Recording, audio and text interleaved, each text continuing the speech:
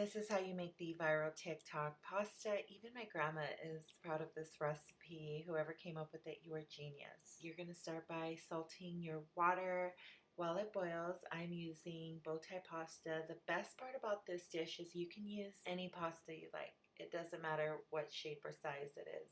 So I'm using this strainer that I got from Smart and Final. By the way, this is the best strainer. Like, it just makes my life so much easier. I'm boiling the pasta and now I am adding my cherry tomatoes. I'm using 2 small packs for 1 pound of pasta, I guess. 1 pack of pasta. Now I'm just adding olive oil to my cherry tomatoes and now I'm going to be salting them. That's all you need to do. You can add more spices and have fun with it, but I'm trying to show you guys how to make it like just basic, easy, and quick. So now I'm mixing it using my hand, which is why I don't wear a ring.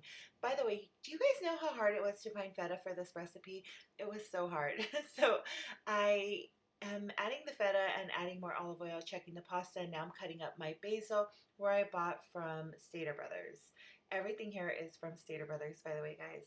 So now I'm baking it for about 20 to 30 minutes on 350. Now that it's ready, I'm adding my fresh cut basil and mixing it all together. Personally, I would prefer to cook this recipe with crumbled feta just because I think the block of cheese overcooks the tomatoes. However, this works, but if you cannot find the block of feta, it's okay to go with the crumbled. It'll be better in a way, and if you guys want to see that recipe, let me know. So now I am spreading out the pasta, and I'm going to be using a spatula for the next part just because my husband taught me that I should never mix pasta. I should fold it.